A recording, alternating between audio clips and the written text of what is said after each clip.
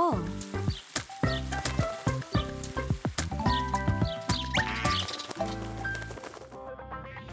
여러분 안녕하십니까? 대한민국이 주목한 이슈의 숨겨진 1인치를 찾아내는 시사토크 1인치 박혜진입니다. 오늘도 송국권 평론가 그리고 양지열 변호사 두 분과 함께합니다. 어서 오십시오. 네, 안녕하세요. 자, 요즘 물가가 급격하게 오르면서 여기저기에서 정말 힘들다는 하소연이 많이 들립니다. 그중에서도 우리 청년 세대들 굉장히 어려운 상황에 처해 있는데 오늘 시사토크 1인치에서는 대한민국 청년 빈곤에 대해서 한번 살펴보겠습니다. 먼저 영상으로 보시겠습니다. 올해 32살인 김정민 씨.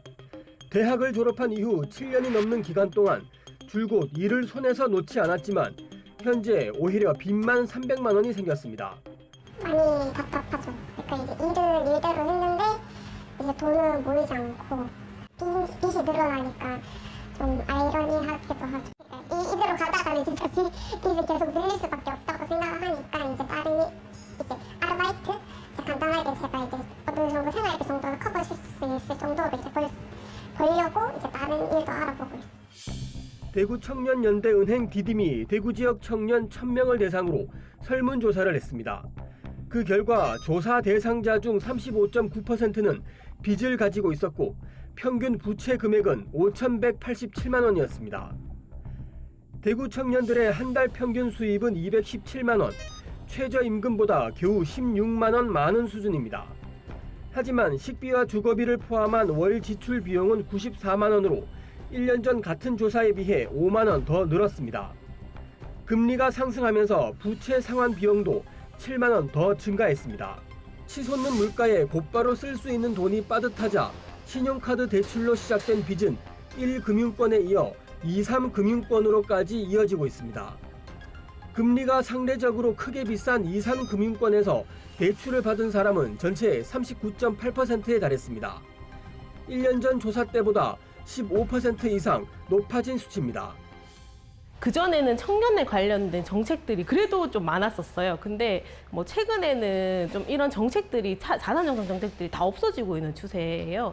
그래서 이제 대구시 자체에서 저는 좀 청년들의 이런 경제적 어려움에 대해서 좀 바로 보고 이런 이야기를 듣고 좀 실태조사 같은 것도 좀 진행해서 뭐 자산형성 정책들이라든지 아니면 그런 것들을 좀 지원할 수 있는 정책들 이런 것들을 좀 펼치면 좋겠고. 빚의 굴레에 허덕이고 있는 청년들. 청년층의 경제적 피해를 줄이고 청년의 현실을 반영할 수 있는 정책이 필요하다는 지적이 나오고 있습니다. BTV 뉴스 김민재입니다. 네, 영상에서 보신 경우는 지금 대구 청년의 사례인 겁니다. 예, 그런데 한 달 수입이 217만 원 정도 됩니다. 이건 최저임금보다 한 16만 원 정도 더 받는 수준인데 여기에서 매달 주거비와 식비 포함해서 나가는 돈이 94만 원이에요. 이건 1년 전 같은 조사에 비해서 5만 원 정도가 더 늘었다고 하고 또 그 사이에 금리까지 오르면서 부채도 증가를 하고 있습니다. 문제는 지금 이렇게 대구 청년들 사례뿐만이 아니라는 거잖아요. 지금 대한민국 청년들 빈곤 상황은 어느 정도일까요? 일단 뭐 전국적인 현상이죠. 예. 대구 저렇게 조사가 돼서 그러는데 이 청년들 사이에는 저런 뭐 빈곤에 대해서 상당히 그 체감을 하고 있어요. 제가 봐도 청년들 개인들도 그렇고 청년들 네. 사이에서는. 근데 저희들이 저것을 뭐 체감을 하지 못하는데 이 수치가 나오니까 수치를 보면 얼마나 청년 빈곤이 심각한 문제인지 알 수가 있거든요. 조금 전에 저희들이 그 자료 화면을 봤을 때 그 이런 이야기를 했잖아요. 7년을 일손을 놓지 않았지만은 예. 7년 동안 일손을 놓지 않았는데 결국 남은 것은 빚 300만 원이다. 이렇게 이야기를 했지 않습니까? 조금 전에 대구의 경우지만은 서울 같은 경우도 한 통계에 의하면은 제가 말씀드린 자산 빈곤율이 서울에 거주하는 청년 자산 빈곤율이 55.6%입니다. 이것은 청년 2명 중에 한 명은 자산 빈곤 상태에 있다는 이야기죠. 예. 그리고 특히 혼자 사는 청년들이 많은데 혼자 사는 청년들 같은 경우는 더 심해요. 62.7%나 되고 또 청년 기초생활수급자 저희들이 기초생활수급자 하면은 좀 노년층을 많이 생각을 하는데 네네. 청년 중에서 그 기초생활수급자가 24만 4,864명. 그래서 전체 수급자 중에서 10명 중 1명은 청년이다. 예. 이런 통계도 있고 19세부터 34세 청년이 부모와 동거하는 미혼 청년 가구가 59.7%나 되는 거예요. 예. 우리가 뭐 소위 동거라면. 말하는 캥거루족. 캥거루족이죠. 예. 캥거루족은 워낙 이제 수익도 없고 그다음에 이제 저축에는 자산도 없으니까는 예. 결국은 캥거루 생활을 하게 되는데 이게 상당히 지금 심각한 사회 문제가 될 걸로 보입니다. 예. 지금 뭐 통계를 기반으로 해서 말씀해 주셨지만 전반적으로 우리 대한민국 사회에 있는 청년층의 4명 중 1명은 스스로가 빈곤층이다 이렇게 인식을 하고 있다고 합니다. 상황이 워낙 이렇다 보니까 청년들이 느끼는 뭐 어떤 상대적인 박탈감도 굉장히 더 심해지고 있는데 그래서 수저 계급론이 다시 등장을 하고 있거든요. 그러니까 이 이야기는 청년 계층 사이에서도 양극화가 굉장히 심하다는 얘기잖아요. 그렇죠. 뭐 이른바 뭐 많이들 아시겠지만 이른바 금수저라고 불리는 계층에서는 사교육 받으면서 좋은 대학 들어갔다가 대기업으로 가서 수입을 올리기 시작하고 그러면 뭐 부모님 도움을 얻거나 아니면 본인이 대기업에 다니니까 부동산 매입을 합니다. 예. 부동산 매입을 하면 아직까지는 우리나라 경제 구조상 이 자산이 점점 늘어가는 구조로 가게 되는 거고요. 그렇지 못한 청년들 같은 경우에는 대학에 들어가면서 학자금 대출로부터 시작을 하는 그렇죠. 거죠. 그리고 대학이 그렇게 또 상대적으로 좋은 대학이 아니다 보니까 취업도 오래 걸리는 겁니다. 그래서 취업도 오래 걸리고 일하지 못하고 쉬는 기간에 또 빚은 점점 좀 커지다 보니까 예. 지금 20대가 전 세대에서 가장 가난한 세대라는 그런 그게 뭐 그냥 말로 하는 게 아니라 실제 그런 일이 벌어지고 있고요. 최근에 그러니까 20대의 청년들 같은 경우 부채 비율이 평균적으로 한 5천만 원 정도 된다라고 합니다. 이게 2018년하고 비교하면 93%가량이 늘었다라는 예. 거고요. 그보다 더 극단적으로 보여주는 수치가 자산 규모인데, 그러니까 20대, 30대 중에서 독립한 가구들이 있죠. 부모님 독립한 가구들 같은 경우 하위 20%는 그 독립한 가구들의 자산이 2,700만 원 가량 돼요. 근데 상위 20%는 9억 8천만 원. 그러니까 30배에 되는 겁니다. 엄청난 차이가 나네요. 근데 이게 네. 왜 흑수저, 금수저 이런 얘기를 수저론을 말할 수밖에 없냐면 소득은 상위 20% 가량이 한 1억 원이 조금 넘고요.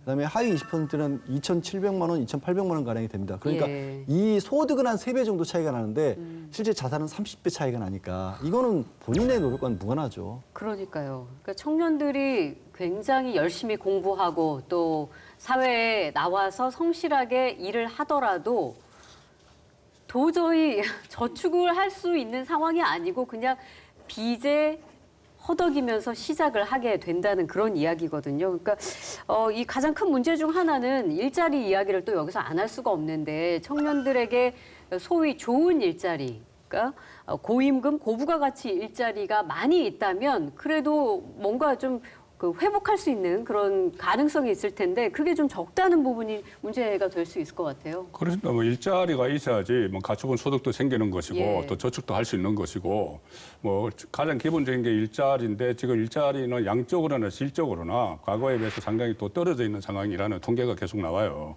더 심각한 것은 이런 그 통계 여러 가지 통계가 나오는데 통계에 잡히지 않는 그런 청년들도 많이 있다는 이야기예요. 예. 그래서 일단 뭐 통계를 말씀을 드리면은 이 2030 세대 상용직 근로자 수가 지금 현재 지난 5월 기준으로 644만 2천 명인데 이것도 1년 전에 비해서 10만 명 넘게 감소를 한 겁니다. 네. 감소를 한 건데 이 감소 추세가 지금 지속적으로 가파르다는 거죠. 가파르게 이제 네. 감소 추세가 있기 때문에 예. 그러다 팬데믹 이후에 이것을 뭐 반등할 기미는 아직 좀 보이지 않는 상황이에요.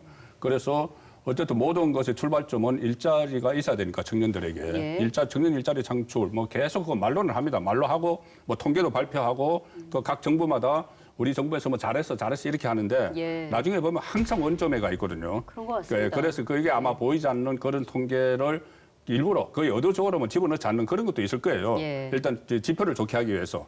그래서 그런 문제부터 하나하나 좀 소화해야 될 시기가 됐습니다. 그러니까 지금 말씀 들어보면 일단 일자리 자체가 점점 줄어들고 있습니다. 거기에서 양질의 일자리를 생각한다는 건 지금 뭐 굉장히 과한 욕심처럼 지금 상황이 가고 있는데 이런 상황에서 비정규직은 또 늘고 있단 말이죠. 그러니까 우리가 좋은 일자리라고 하면 먼저 떠오르는 게 정규직, 뭐 예. 기업, 대기업 뭐 이런 거지 않습니까? 그게 아까 말씀하신 것처럼 통계가 부실하다고 할지라도 통계를 보면 또 명백하게 그 부분도 드러나는 게 있거든요. 그러니까 2022년에 통계청이 조사한 자료를 보면 네. 청년들 중에서 첫 번째 일자리가 계약직이었던 경우가 무려 140만 명이 넘습니다. 140만 7천 명 가량이거든요. 네. 그게 2008년으로 거슬러 가보면 한 80만 정도에 그쳤습니다. 그러니까 73%, 14% 가량이 늘어난 거고요. 예. 이게 또 2021년 기준으로 첫 번째 일자리가 1년 이하였던 경우를 조사를 해보면 그 경우가 47%예요. 그러니까 네. 이 첫 번째 일자리가 그냥 뭐 어떤 뭐 정규직이 아닌 경우가 절반 가까이를 차지하는 거고 그리고 아시다시피 우리가 사회 구조가 처음에 첫 단추가 그런 식으로 꿰이면 네. 그 다음에 이게 뭐 정규직으로 바꾼다거나 더 좋은 어렵죠. 일자리로 나가기가 예. 어렵잖아요. 예. 이게 또 이게 경력서에 보면 어디 일했는지 이력서 써내다 보면 그거 안 뽑히거든요. 그렇게 하다 보니까 이런 어떤 이유 때문에 올해 5월 기준으로 청년들이 의욕을 상실하고 있다는 게 뭐 학업이나 질병이 아닌데도 불구하고 일을 그냥 못하고 있는 청년의 숫자가 67만 명이 이른다고 합니다. 그러니까 지금 그 언론에서는 뭐 그냥 쉰다라는 표현을 쓰고 있던데 그러니까 일이나 구직 활동하지 않고 있는 그런 청년들의 수가 말씀 주신 대로 코로나 이후 역대 최다라고 합니다. 그러니까 코로나 때보다 더 지금 힘든 상황이 된 건데 이런 청년들이 점점 늘어나고 있다는 게 이거 심각한 것 같아요. 두 분 어떻게 보십니까? 일단은 뭐 우리가 경제 얘기를 할 때 예. 경제는 쉽니다라는 얘기를 많이 하지 않습니까? 저는 청년들의 문제에 있어서도 지금 사회적으로 구조적으로 개선해야 될 부분들은 분명히 있고 그걸 못하다 보니까 아예 청년들이 의욕 자체를 못 가지게 되는 경우도 많은 것 같습니다. 지금은 많은 청년들이 그냥 주저앉는 경우들이 생기는 것 같거든요. 그리고 그 주저앉지 않기 위해서는 지금 일을 했는데도 불구하고 빚만 쌓이는 구조 자체는 바꿔줘야 되는 거예요. 그러니까 어떤 식으로든지 간에 최소한의 그 바탕이라고 할까 기본이 되는 걸 보장을 해주고 그 위해서 노력하면 나아질 수 있다는 걸 의욕을 불러일으킬 수 있는 네, 구조를 네. 만들어 나가는데 예. 뭐 물론 말씀드린 것처럼 이렇게 쉬운 일이 아니기 때문에 역대 정부도 못했겠지만 저는 그 현재 이 사회가 이런 식으로 계속 흘러가면 대한민국의 미래 자체가 암울할까 봐 걱정입니다. 예. 그러니까 쉰다라는 그 개념 안에 예. 지금 말씀하신 것처럼 이직을 위해서 쉬는 경우도 있고 일자리를 찾으면서 쉬는 경우도 있고 그렇죠. 아예 일자리 의욕이 없어서 쉬는 경우도 있잖아요. 예. 이 첫 번째, 두 번째는 정부가 충분히 역할을 할 수 있다고 봐요. 이직을 위해서 쉬는 경우는 아니면은 일자리를 찾아다니는 경우는 좀 문제가 되는 것이 제가 볼 때는 좀 일자리 의욕이 없어서 쉬는 경우도 상당히 있는 것 같아요. 왜 그러냐면 지금은 그런 이야기를 하잖아요. 전후 그 6.25 이후에 지금 세대가 그 부모보다 못 사는 유일한 세대다. 이런 이야기가 있어요. 그동안은 부모들이 어렵게 생활해서 자녀들을 이제 키워서 자녀들이 많이 좀 성장도 하고 또 부도 축적하고 해서 나보다 자녀들은 더 잘 살았는데 예. 지금 최근에 보면은 자녀가 부모보다 못 사는 세대가 됐어요. 그러니까 자녀들이 캥거루 소위 말하는 캥거루족이 되는 예, 거죠. 부모에게 의지할 수밖에 없는. 의지를 할 수 있는 예. 하는 그런 현상이 일어나기 때문에 그 가정에서도 좀 저는 좀 필요가 있다고 사실 개인적으로 생각을 해요. 네. 가정에서 캥거루로 있는 아이들한테 좀 더 적극적으로 나가서 활동을 할 수 있도록 하는 것. 그런데 그것도 어떤 정부나 지자체에서 프로그램을 좀 마련해 주면은 그 프로그램 안에 들어가서 이 사회로 나올 수 있는 그런 가능성도 그런 그 방법도 생각을 해봐야 되겠죠. 예.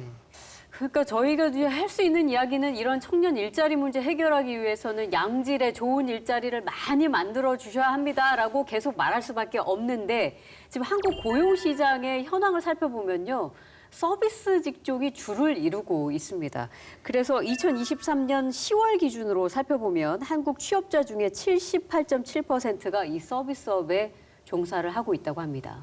그러니까 거의 10명 중에 8명이 서비스업에 종사하고 있는데 이런 상황에서 뭔가 이제 기대를 찾고 이야기하기가 굉장히 민망한 상황이 되고 있는 거거든요. 그래서 전문가들의 입장에서는 그럼 고부가가치 산업을 조금 더 많이 만들어야 된다. 이런 이야기를 하고 있는데 이건 좀 근본적인 어떤 개혁이 필요한 거잖아요. 가능할까요? 우리나라가 다른 어떤 그러니까 경제 규모가 이 정도 되는 국가들하고 비교했을 때 자영업 비중이 굉장히 높다라는 얘기를 하거든요. 예. 그러니까 말씀하신 거랑 똑같은 거예요. 서비스업이라는 게 결국엔 요식업이라든가 그렇죠. 예. 이런 어떤 뭐 그냥 소매업이라든가 이런 그런 유통과 관련된 분야든가 이런 것들이니까 작은 규모의 자영업들이 많고 거기서 그냥 일을 하게 되는 경우들 그러다 보니까 그냥 아르바이트 정도 수준에서 그치는 그런 경우들이 많으니까 네네. 좋은 일자리가 줄어든다라는 거 하고요. 게다가 거기에 이제 과거에 좋은 일자리로 많이 불렸던 이른바 사무직들 이런 것들이 사회 변화와 함께 많이 줄어들고 있지 않습니까? 거기에 기술 개발 같이 겹쳐지면서 뭐 최근에 인공지능 때문에도 사무직들은 많이 없어지고 있다. 미래는 우리 뉴스에서 보는 건요. 오히려 어느 일자리가 없어질까만 뉴스에 나오고 저희 있어요. 셋도 나중에 지금 이 자리 없을 수 예, 있잖아요. 뭐 그렇잖아요. 아나운서도 예. 뭐 인공지능이 네. 대체한다고 하고, 그렇습니다. 변호사, 기자 뭐 다. 다 그런 얘기들이 나오잖아요. 예. 그러면 해야 될 바는 뭐냐면 국가의 구조가 그런 것들을 원천적으로 만들어내는 쪽으로 더 위로 올라가야 되는 거거든요. 근데 우리가 국가는 상대적으로 작은 규모의 시장을 가지고 있고 그다음에 어찌 보면은 앞에서 좀 이끌어가는 어떤 역할을 했던 선진국들에 비해서 그 뒤를 뒷받침하는 산업 구조를 가지고 왔었기 때문에 앞으로 위로 치고 올라지 못하다 보니까 더 이상 그 어떤 공장 형태로 우리 얘들 하도급 하듯이 받아왔던 산업들이 줄어들 수밖에 없는 거거든요. 네. 게다가 그 어떤 냉전 시대를 미국을 중심으로 자유 서방 국가들이 있었다라고 하면 거기 이제는 또 중국이나 러시아도 시장 경제로 뛰어들어 버린 상황이거든요. 여러 가지가 겹쳐 있는 겁니다. 그래서 이럴 때야말로 진짜 이른바 국가 비전이라는 게 필요한 그런 상황인 거고요. 제가 뭐 그걸 제시할 수 없는 이제 역량이 있으면 여기 있질 않겠지만 이런 큰 그림을 보고 좀 예. 나가줘야 되는 거다. 그냥 네. 단순하게 기업들에게 뭐 이렇게 좀 일자리 좀 늘려줘요 이렇게 하는 정도로는 안 되는 상황이라는 거죠. 네. 그러니까 결국 노동시장 개혁 이야기를 안 할 수가 없는데. 그렇죠. 예. 예. 제가 임금 피커제 1세대거든요. 임금 피커제를 이제 정년 앞두고 한 5년 동안 계속 깎습니다. 예. 깎아서 마지막에 제로로 만드는 데도 있고 50% 만드는 데도 있는데 그런데 임금 피커제를 한 이유는 결국은 저 신규 채용, 청년들 채용을 좀 촉진하기 위한 것도 있어요. 네. 임금 피커제를 하면은 또 조정에 나가는 사람도 있고 예. 그럼 그 남는 돈으로 또 신규 채용을 하고 그 목적으로 시작을 했는데 이게 얼마 되지 않았는데 이제 급속하게 변하고 있어요. 노동 환경이. 지금은 그게 아니고 임금 피커제보다 더 시급하게 현안으로 대두되는 게 정년 연장이 되는 거예요. 예. 정년 연장이 한번 됐었죠. 노동법 개정해서. 예. 그런데 60세까지 됐는데 다시 65세로 노동법을 개정해야 된다는 정년 연장, 2차 연장 이야기가 나오고 있고 이거 끝나면 70세까지 갈 거예요. 예. 그러면 임금 피커제를 해서 이 신규 고용을 창출한다는 거하고 지금 정년 연장을 해야 되면 신규 고용이 창출이 안 되잖아요. 이게 둘 사이가 굉장히 빠르게 진행이 되는 거예요. 두 개가 완전히 상충되는 지점인데 그 절충점을 찾는 노력이 정말 필요하겠죠. 그런데 좀 전에 말씀하신 대로 참 찾기가 어려우니까 예. 이게 우리 어려운 현실이죠.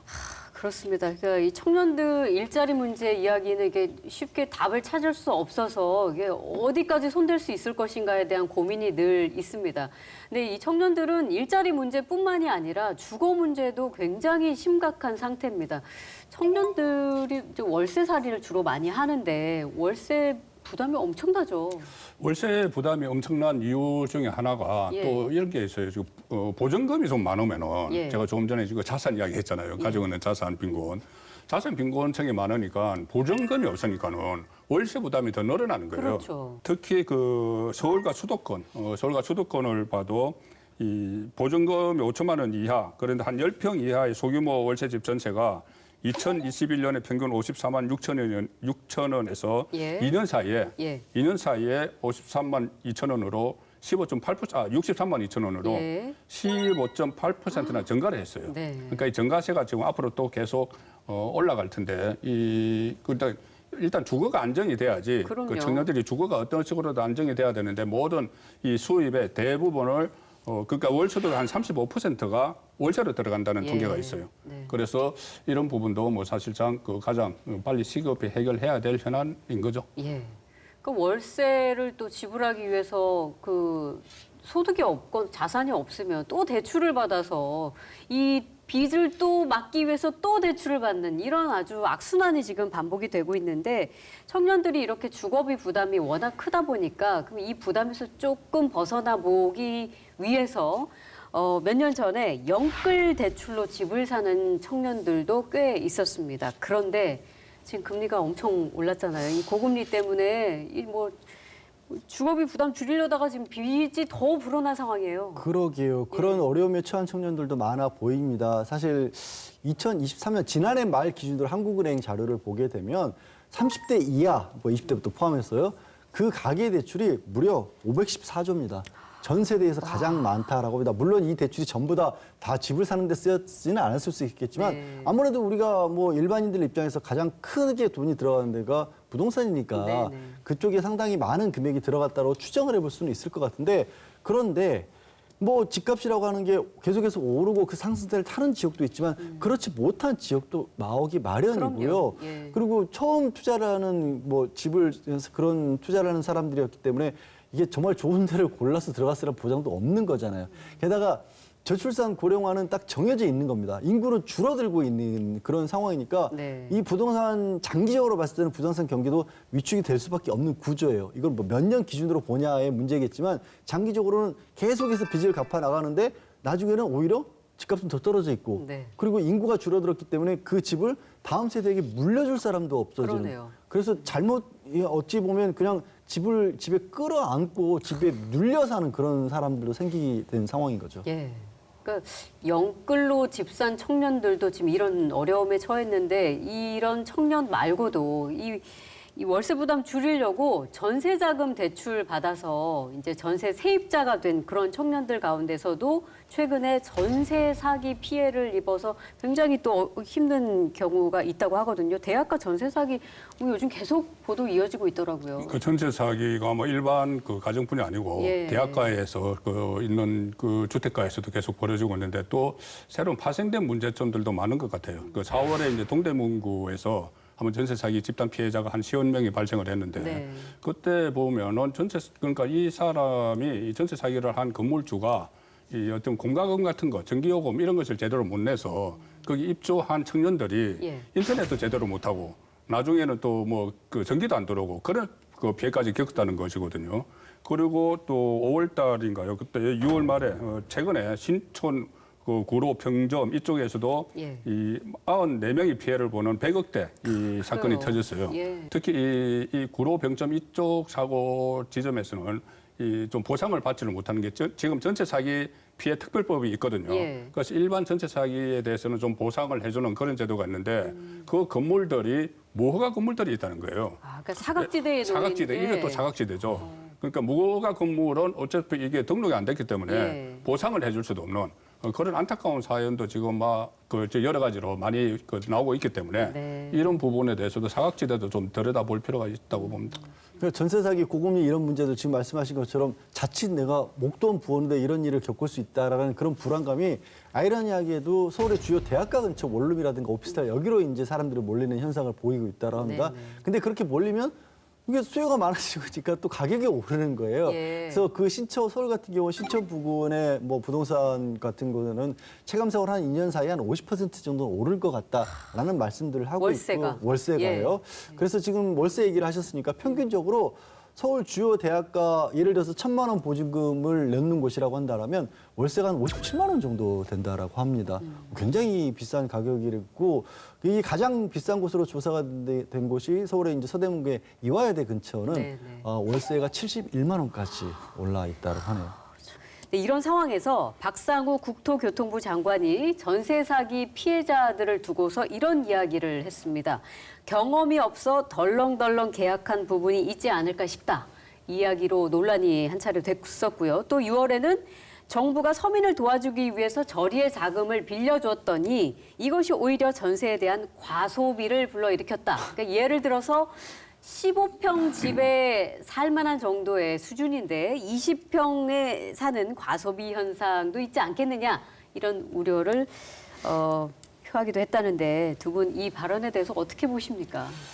일단 박상우 장관이 한 달 후에 사과는 했어요. 예. 사과는 했는데 처음에 이 논란이 일어났을 때도 그 본인의 발언의 문제점을 몰랐는데 네. 일종의 이게 피해자 잘못으로 이렇게 돌려버린 거잖아요. 그런 거죠. 그런데 이때 피해자는 청년들입니다. 아직 사회생활을 몰라요. 사회생활을 모르는 청년들이 그런 피해를 당하고 했으면은 그것을 이 제도적으로 보완을 해줄 책임은 있는 건 정부가 제도적으로 보완을 해줘야 돼요. 네네. 그 국회에서도 법적으로 해서 법하고 제도가 미비됐다 이런 인식을 가져야지 본인들이 이제 현장에 가서 뭐가 잘못됐는지를 해서 고칠 수가 있는 건데 네네. 인식 자체가 이 피해자 탓으로 돌려버리면은 대책이 안 나오는 것이죠. 예. 그래서 이 뭐 관료들이나 이 정치하는 사람들이 이런 부분도 좀 디테일한 부분에도 좀 신경을 많이 써야 됩니다. 네.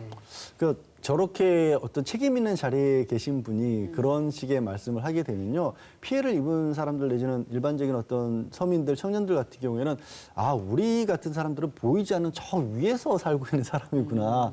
우리가 지금 겪고 있는 어려움이라는 게 눈에도 안 보이는 모양이구나. 다른 세상이구나. 네, 다른 예. 세상이구나. 그리고 그렇게 생각하면 아까 제가 말씀드렸던 것처럼 의욕이라는 게 없어지는 거예요. 이게 개선될 여지가 없겠구나라는 그런 생각에 빠져들게 되는 거죠. 그게 가장 걱정스러운 부분이고 아까 이제 대학가의 원룸이라든가 오피스텔 쪽으로 월세 쪽으로 몰린다고 했을 때 그게 하필은 왜 대학가일까? 상대적으로 젊은 층들이 지내기에 좋은 인프라들이 모여 있다라는 거잖아요. 구성돼 있었다라는 그렇죠. 거잖아요. 예. 단순하게 그냥 전세가 들어오니까 월세로 간다라는 개념은 아닌 거거든요. 그럼 그런 변화를 보면 지금의 어떻게 보면은 인구 구조와 청년들이 필요로 하는 주거 공간이 어떤 곳이겠구나를 거기서 찾을 수가 있는 거거든요. 그럼요. 그런 식의 발상을 해야지 예. 이렇게 세상 물정을 저희 지금 나누고 있는 말씀보다도 못한 것처럼 주무부처 장관 얘기를 하면 안 되죠.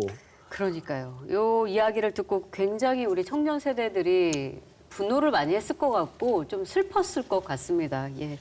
우리 청년들이 지금 정말 저희가 지금 이야기하고 있는 것처럼 일자리하고 주거 빈곤 문제 이런 것들을 아주 복합적으로 겪고 있다 보니까 이 정신 건강에까지 지금 문제가 있다고 합니다. 실제로 뭐 어느 정도나 심각한 상황일까요? 이게 정말 2030 청년 자살률 그 표현을 해도 뭐 좀 표현하기도 좀 그렇지만은 이게 우리나라가 모든 연령대에서 자살 문제가 5대 사망 원인인데 특히 10대, 20대, 30대 사망 원인 1위가 이제 스스로 극단적인 선택을 하는 거예요. 그리고 여성들도 그 극단적 선택을 하는 비율이 높아지고 있는데 이게 왜 이렇게 하는가? 그것을 보면은 앞으로 그 남은 그 인생에 얼마 살지 않았지만은 그 인생에 더 나은 미래가 보장이 되지 않는다는 생각을 하는 거예요. 내가 이 상황을 벗어날 수가 없다. 그러니까 어떤 희망이 없다고 하니까 극단적인 이제 선택을 하는데 이 문제도 정부에서 물론 지금 여러 가지 제도적인 장치를 마련하고 있어요. 그 상담도 많이 해주고 뭐 여러 가지가 있지만은 그래도 미래에 이제 희망이 있다는 걸 보여줘야 되는 것이 중요한 이유가 뭐냐면은 미래에 희망이 없다고 청년들이 생각을 하니까는 극단적 선택까지는 안 하더라도 가령 예를 들어서 결혼을 안 합니다. 결혼 안 하고 출산을 안 해요. 그렇죠. 결혼 출산을 안 하는 것이 결국 우리나라 지금 가장 큰 문제가 출생률 세계 최저 이 문제인데 그것과도 다 같이 연결이 되는 거니까 왜 이 청년들이 결혼을 안 하고 이 미래의 희망을 안 가지니까 결혼을 안 하고 출산을 안 하려고 하는데 이걸 어떻게 해결을 할 건지 이걸 종합적으로 검토하는 그런 기구가 돼야 된다고 봅니다. 그러니까 얼마 전에 윤석열 대통령이 직접 이제 국민들 정신건강에 대해서 비상대책을 마련하겠다라고 하면서 특히 청년들 같은 경우도 뭐 정기검진이라든가 아니면 심리상담 같은 것도 지원하겠다. 그 취지 자체로는 좋아요. 근데 문제는 뭐냐면 지금 말씀하신 것처럼 근본적인 원인을 바꾸지 않으면 속이 골맞는데 피부에 반창고 붙이는 것 같은 효과밖에 없는 겁니다. 한국고용노동원이 발표한 무서운 통계가 있어요. 고용률이 1%가 줄어들면 한국 청년의 자살률이 1.7%가 늘어난다라는 겁니다. 그 숫자가 명확하게 보여주는 거예요. 뭐가 문제인지가 보여주는 겁니다. 그리고 비정규직으로 갈수록 이 자살률도 올라간다는 것이고요. 지난번에 제가 고령화와 관련된 말씀을 나누는 과정에서 해외의 청년이 한국에 들어와서 몇 년을 지낸 가운데 자기 나라와 북유럽의 이제 복지가 잘 돼 있는 곳과 비교했을 때 뭐가 다르냐라고 했었을 때 그 나라들에서는 뭔가 살다 보면 실수를 할 수도 있고 특히 청년들 같은 경우는 뭐 실직을 한다든가 사업을 하다가 뭐 잘 안 된다든가 그런 어떤 일이 생겼을 때 추락하면 어떻게든 받쳐주는 시스템이 있다라는 거예요. 근데 한국은 와서 보니까 그냥 바닥에 떨어지더라는 그런 얘기를 듣고 제가 충격을 받은 적이 있거든요. 어떤 부분을 보강해야 될지는 사실 다른 국가들의 어떤 사례들에서도 이미 나와 있다라고 저는 봅니다. 그러니까 조금 전에 우리 송 평론가께서도 얘기해 주셨지만 그 대통령이 직접 지금 인구 비상사태다 이렇게 공식 선언을 하면서 저출생 문제 극복을 위해서 이 범국가적으로 정말 대응 체계를 마련하겠다. 이렇게 이야기는 했습니다만 그러면서 나온 뭐 여러 가지 대책이 있지만 기억에 남는 것들은 뭐 육아휴직을 확대한다든지 혹은 신생아 특례 대출 뭐 이런 정책들도 포함이 돼 있습니다. 그런데 정말 중요한 게 이제 청년들이 다음 세대를 이끌어갈 희망인데 M4잖아요. 말씀하신 대로. 그러니까 가정을 꾸리지도 않고 지금 뭐 결혼, 뭐 출산, 뭐 연애도 지금 하기를 두려워한다고 하잖아요. 지금 돈이 너무 없고 현실이 어려우니까. 그래서 근본적인 어떤 그 원인을 개선하지 않으면 이 이야기가 되게 공허한 이야기처럼 될 수도 있고 아까 범국가적 총력 대응 체계라는 걸 이게 도대체 뭘 포함하고 있는 것인가 이 부분에 대한 궁금증이 계속 들게 되는 것도 사실인 것 같아요. 네, 크게 달라진 대책들은 아니었어요. 가장 많이 꼽는 게 그런 부분이더라고요. 아예 결혼하고 아이를 낳을 생각 자체가 없는데 지금의 대책으로 나온 건 그 결심을 한 사람들에게는 조금 혜택을 주는 거다. 네네. 전제 접근 방법부터가 어디를 봐야 되는지가 틀렸다라는 지적들을 많이 하더라고요. 예. 근데 그 얼마 전에 그 통계가 하나 나왔는데 1년 7개월 만에 지난 4월 달에 출생률이 반등을 했다는 통계가 나왔거든요. 그런가요? 예. 예, 그래서 그 부분에 대해서 원인을 아주 세밀하게 한번 분석을 해볼 필요가 있다고 봅니다. 네, 네. 자, 대한민국의 희망이라고 늘 얘기하죠. 우리의 청년 세대, 우리 청년 세대가 행복해질 수 있도록 우리 사회가 정말 전 국가적으로 관심을 기울이고 정말 실효적인 그런 어떤 대책을 꼭 내놔야 될 것 같습니다.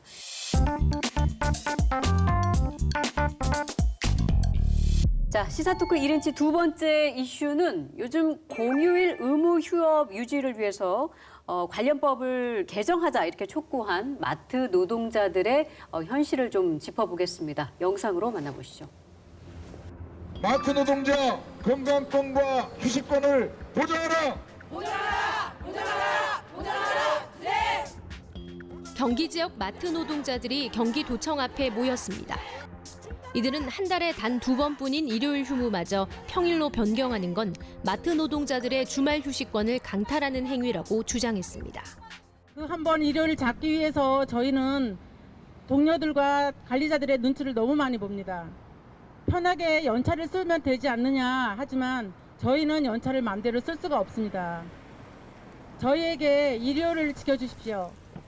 한 달에 단 2번 쉬는 거, 4번 쉬지는 못할 망정 2번 쉬는 거 저희를 쉴 수 있게 도와주십시오. 마트 노동자들은 의무 휴업일을 정할 수 있는 지자체장들의 재량권을 제한하고 주말에 쉴 수 있는 권리를 지키기 위해 공휴일 의무 휴업을 강제하는 개정안이 필요하다고 호소했습니다.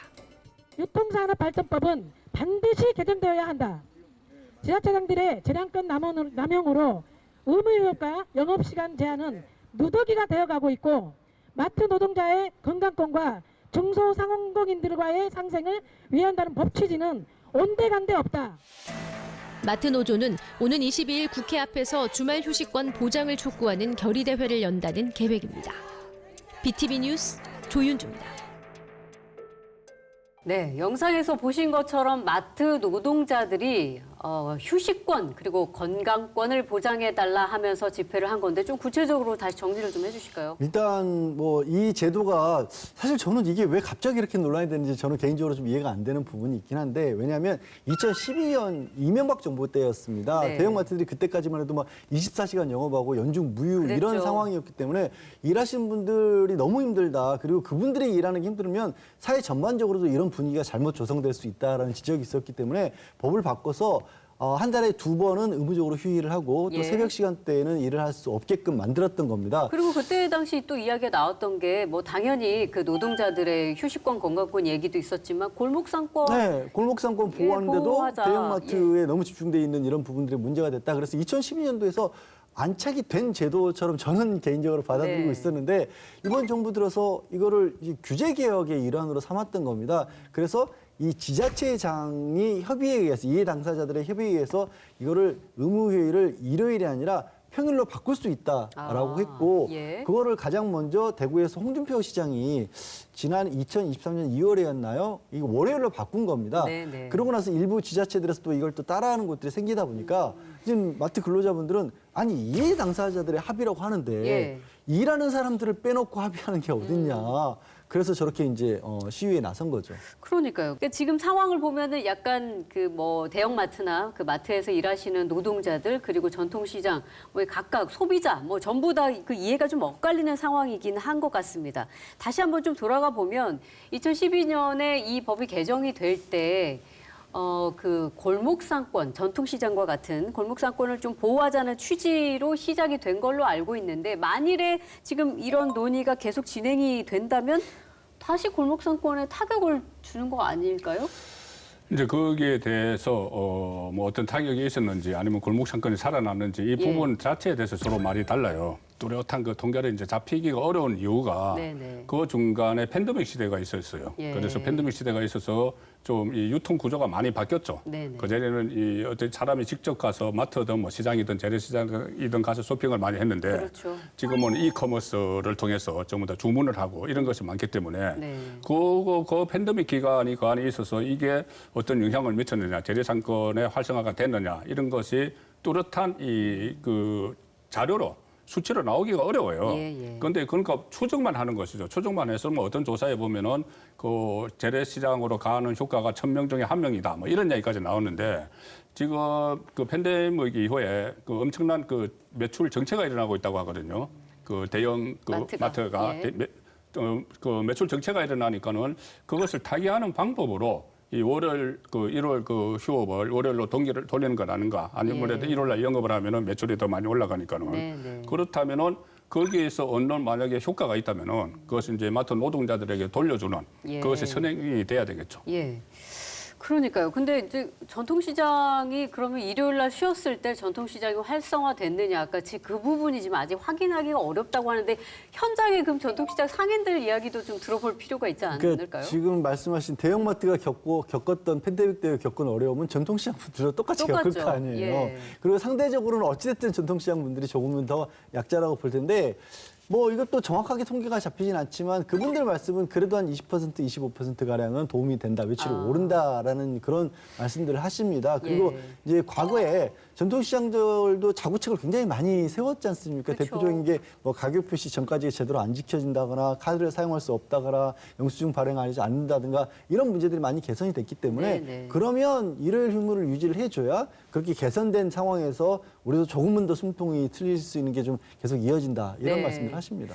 그러니까요. 자, 그래서 지금 뭐 여러 가지 논의 와중에 제일 먼저 작년 2월에 처음으로 대구시가 일요일 쉬던 거를 월요일로 바꿨단 말이죠. 그럼 이제 그 결과가 어땠는지가 좀 궁금한데 나왔습니까? 일단 뭐 대구시에서 분석한 게 있는데 예. 대구시에서 분석한 건 아주 효과가 좋아요. 아, 그렇습니까? 6개월간 효과를 분석했더니 예. 뭐 슈퍼마켓, 뭐 음식점, 이 소매업 매출이 19.8%, 대형마트, 기업형 슈퍼마켓 매출은 6.6% 증가했다. 예. 이렇게 뭐 쭉 이야기를 했는데 대형마트 주말 영업이 전통시장 매출 상승으로도 이어졌다.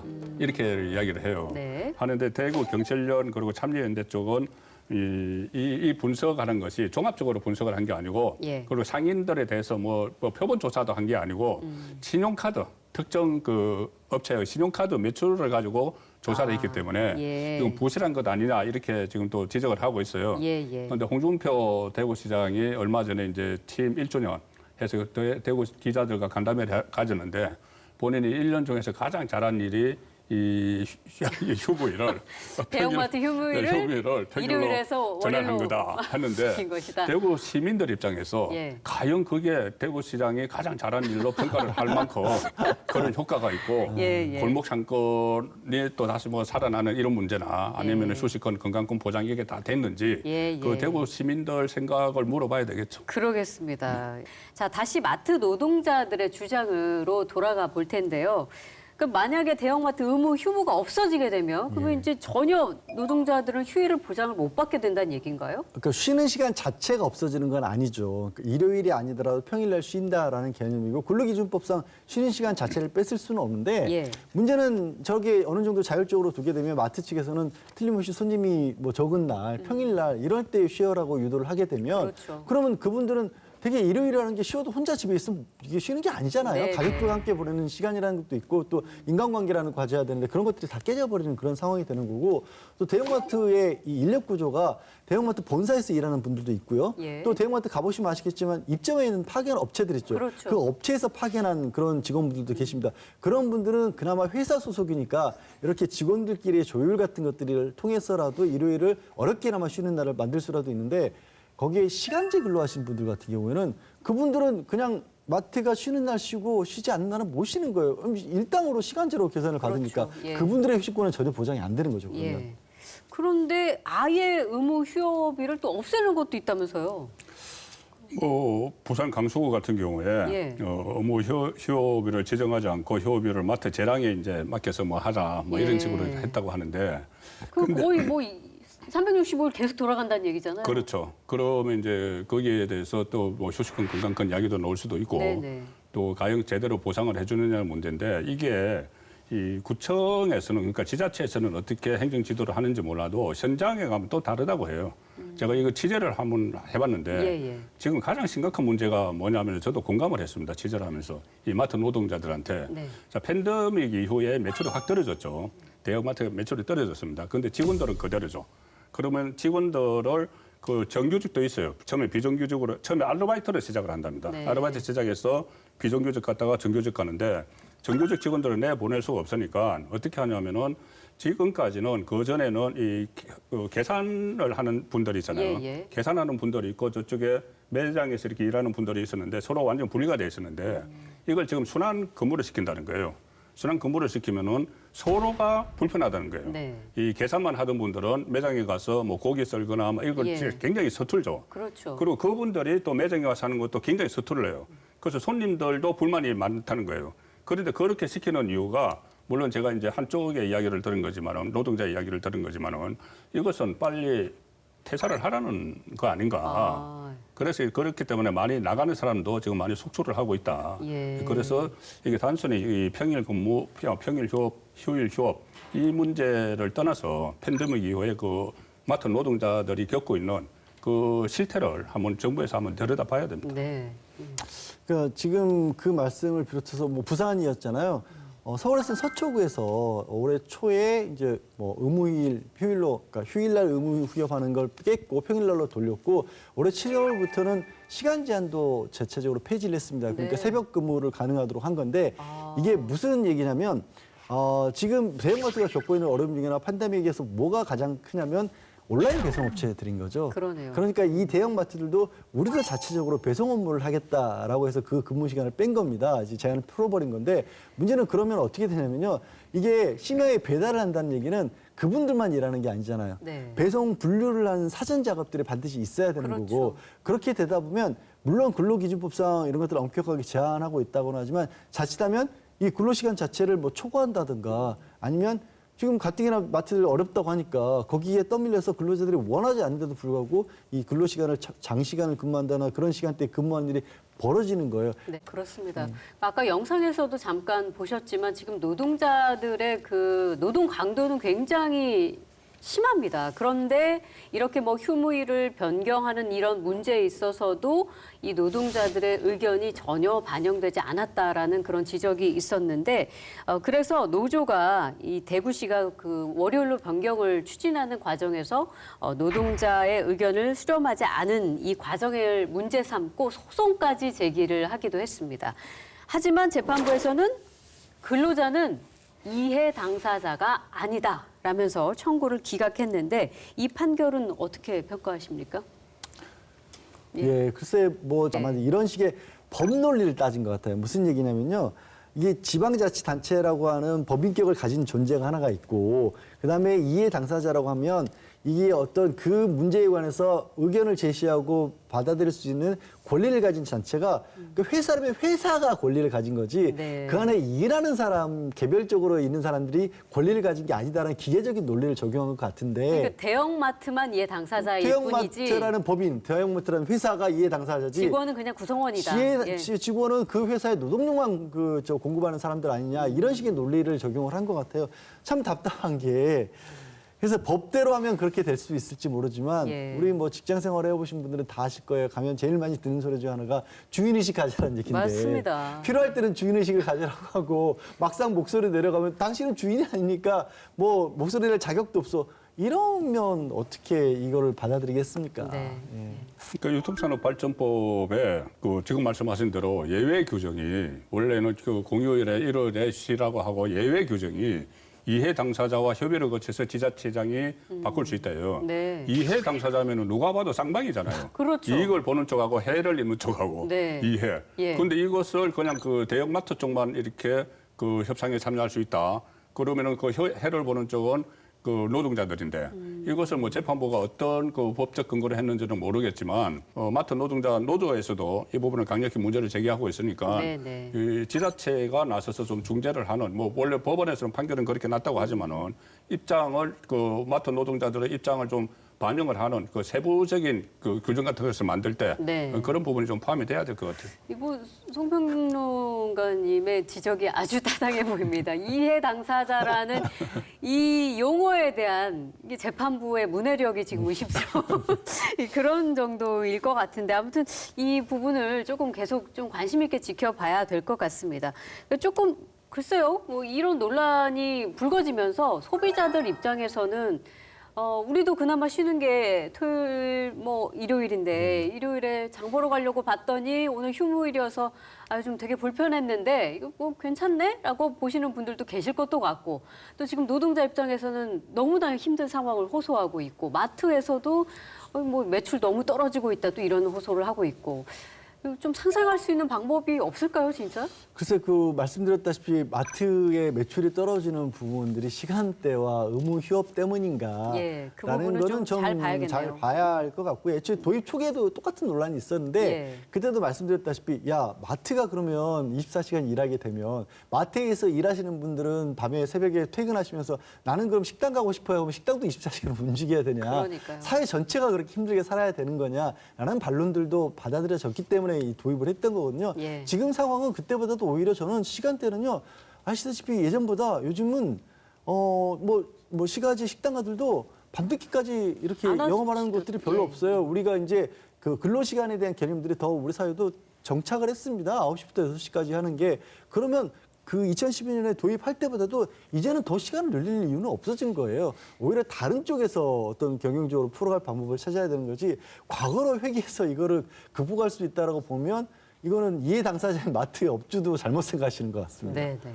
지금 그 일요일 휴업에서 평일 휴업으로 바꾸려고 하니까 지금 그 국회에서도 논란이 일어나고 있어요. 특히 야당, 진보당이 앞장서서 민주당도 거기서 같이 그 손발을 맞추고 있는데 이 법안을 만들겠다는 거거든요. 지자체가 이것을 임의로 바꾸지 못하도록 네. 법안을 만들겠다고 하는데 그럼 또 정치적 논란이 돼요. 그 정치적 논란을 일으킬 것까지는 없는 문제고 저는 이것을 조금 전에 말씀하신 대로 정말 이해 당사자들이 예. 이해 당사자들이 다 모여서 네. 지금 말씀을 듣고 보니까 이해 당사자 중에는 고객들도 있어요. 그러네요. 고객들도 있어요. 예. 그럼 고객과 마트 측과 노동자 측과 그다음에 지자체 다 머리를 맞대고 해결책을 찾는 게 가장 현명하다고 봅니다. 예. 정치권에 넘기면 될 일도 안 돼요. 이렇게 신뢰가 없었어야. 예, 오늘 시사토크 1인치에서는 대한민국 우리 청년들의 아주 어려운 실태, 이 빈곤 문제에 대해서 짚어봤고요. 그리고 마트 노동자들의 건강권 또 휴식권에 대해서 함께 이야기를 나눠봤습니다. 오늘 여러분들도 함께 고민해보는 시간이었기를 바랍니다. 시사토크 1인치 오늘은 여기서 마무리하겠습니다. 두 분 고맙습니다. 네, 고맙습니다.